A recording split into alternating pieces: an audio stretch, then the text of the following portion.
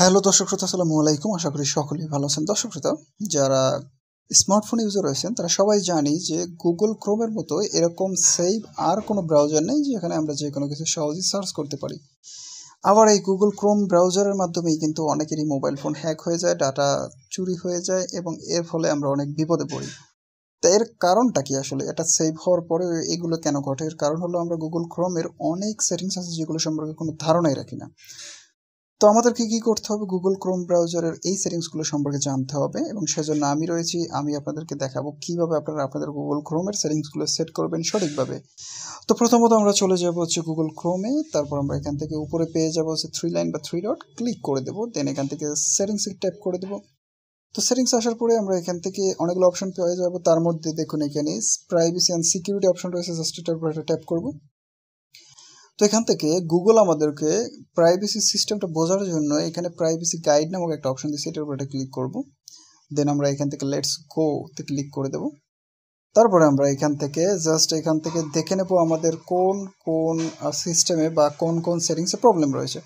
তো আমরা এখান থেকে নেক্সট প্রেস করব। এখানে দেখে নেব আমাদের কি কি সমস্যা রয়েছে। দেখুন হিস্টোরি যেগুলো রয়েছে সেগুলো সেভ হবে কিনা, থার্ড পার্টি যে অ্যাপসগুলো ইউজ করি বা থার্ড পার্টি যে সাইটগুলো সার্চ করি সেগুলোর ইউআরএল মানে সেগুলোর লিঙ্ক সেভ হয়ে থাকবে। এগুলো চাইলে আপনি ট্যাপ করে এগুলো এডিট করতে পারেন এবং এগুলোর থেকে আপনি দেখে নিতে পারেন মূলত আমাদের কোন কোন সেটিংসগুলো সেট করা প্রয়োজন।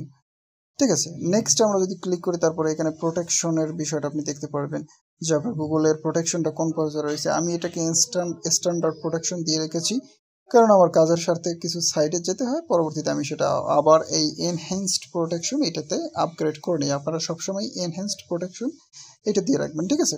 দেন আপনারা এখান থেকে নেক্সট প্রেস করে দেবেন। তারপরে এখানে দেখা যাবে যে switch when block third party cookies. Third party cookies বলতে আপনারা জানেন আমরা যখন কোনো একটা গুগলের জিনিস সার্চ করে তারপরে বিভিন্ন সাইটে ঢুকি তখন দেখা যায় যে সেই সাইটগুলো থেকে অনেক ধরনের বাজে নোটিফিকেশন আছে।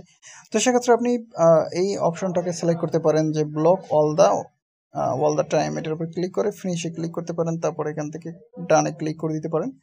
অর্থাৎ আপনার যা যা প্রয়োজনীয় জিনিসগুলো আপনি এখান থেকে সহজে বুঝে নিতে পারেন। এছাড়া কোনো প্রশ্ন থাকলে অবশ্যই আমাকে কমেন্টসে করবেন, আমি আপনাদেরকে জানাবো। এবার আসি, এইখান থেকে যদি আমরা একটু স্ক্রল করে নিচে আসি দর্শক শ্রোতা, একটু যদি নিচে আসি তাহলে আমরা এখানে পাবো যে জিনিসটা, সেটা হলো এইখানে একটা লেখা আছে অলওয়েজ ইউজ সিকিউর কানেকশন। আপনারা কি জানেন যে সিকিউর কানেকশন জিনিসটা কি? যখনই আমরা কোনো একটা নেটওয়ার্কের সাথে কানেক্টেড হই সেই নেটওয়ার্কটা কি সেভ নাকি আনসেভ সেই জিনিসটা বোঝার জন্য আমাদেরকে এখানে এই অলওয়েজ সিকিউর কানেকশন অপশনটা দেওয়া হয়েছে গুগল ক্রোম। আমরা যদি এটাকে অন করে দিই, এরপর থেকে গুগল ক্রোমে আমাদের যে কোনো ধরনের নেটওয়ার্কের সাথে কানেক্টেড হলেই সাথে সাথে সেটাকে ডিটেক্ট করবে সেটা কি কোনো সেভ নেটওয়ার্ক নাকি কোনো ধরনের হ্যাকারের নেটওয়ার্ক, এইটা আপনাকে অন করে রাখতে হবে। তো আমাদের দুইটা অপশন মোটামুটি গেল। তারপরে হচ্ছে আমরা একটু ব্যাকে চলে আসবো। দেন আমরা এখান থেকে একটা অপশন পেয়ে যাব সেফটি চেক আপ। এইটা কিন্তু আপনি প্রত্যেক সপ্তাহে অথবা প্রত্যেক মাসে অন্তত একবার করবেন। এর কাজ হলো আপনার মোবাইল ফোনে যে পাসওয়ার্ড দিয়েছেন, গুগল ক্রোমে যে সার্চ করতেছেন, যে সকল সাইটগুলো ভিজিট করতেছেন এগুলো কি সঠিক কিনা। জাস্ট সেফটি চেকের উপরে ক্লিক করি, তারপর এখান থেকে আমরা চেক আপের উপরে একটা ক্লিক করে দিলাম।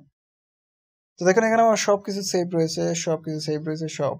এখন এখানে password save to the device, এইখানে আমি কোনো পারমিশন দিইনি। এর কারণ হলো আমার মোবাইল ফোনে যদি পাসওয়ার্ড সেভ থাকে আমার সাইটগুলোর, তাহলে দেখা যায় কোনো কারণে যদি কেউ আমার মোবাইল ফোনটার অ্যাক্সেস পেয়ে যায় তাহলে কিন্তু সে সকল পাসওয়ার্ড দেখে নিতে পারবে সকল সাইটের। এই জন্য আমি এটাকে অফ রেখেছি। তো আমি আশা করবো আপনারা বুঝতে পেরেছেন এখানে কি কি বিষয় রয়েছে। এরপরও আরও অনেক সেটিংস রয়েছে যেগুলো সম্পর্কে আমি আপনাদের সাথে নেক্সট ভিডিওতে কথা বলবো। আজকে এ পর্যন্ত এখানেই শেষ করতেছি। ধন্যবাদ সকলকে। আর যদি কোনো প্রশ্ন থাকে অবশ্যই কমেন্টস করবেন। তো কথা হচ্ছে নেক্সট ভিডিওতে।